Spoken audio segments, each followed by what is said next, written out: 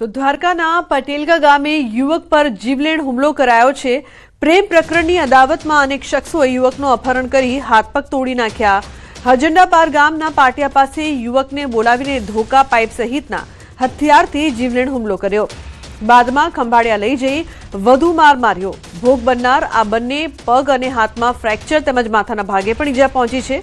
પોલીસે ઘટના સ્થળે પહોંચી પીડિતને સારવાર માટે હોસ્પિટલ ખસેડ્યો છે। તો 5 શખ્સો સામે પોલીસે ગુનો પણ દાખલ કર્યો છે।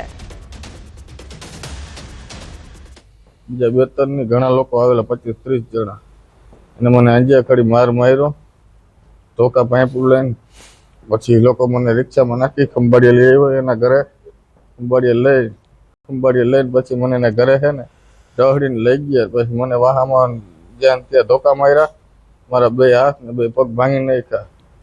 પછી લોકોએ પોલીસને જાણ કરી।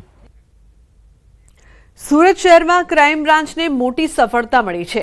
વર્ષભરથી ફરાર આરોપી શેખર ચુડામણ સાળુંકે રાંદેર પાલનપુર પાટિયા વિસ્તારમાં બાતમીના આધારે ઝડપી પાડવામાં આવ્યો છે। આરોપી મહિદરપુરા પોલીસ સ્ટેશનમાં નોંધાયેલા અનૈતિક દેહ વ્યાપારના ગુનામાં વોન્ટેડ હતો તેમજ વાહન ચોરી, મોબાઈલ સ્નેચિંગ, ઘરફોડ ચોરી, રાયોટિંગ અને પોલીસ પર હુમલા સહિત કુલ 15 જેટલા ગંભીર ગુનાઓમાં પણ સંડોવાયેલો છે। આરોપી ભંગારના વેપારની આડમાં ગુનાખોરીનું નેટવર્ક ચલાવતો હતો અને સ્પાના નામે ઓનલાઈન સ્કેનરથી ગેરકાયદેસર નાણાં પણ વસૂલતો હતો।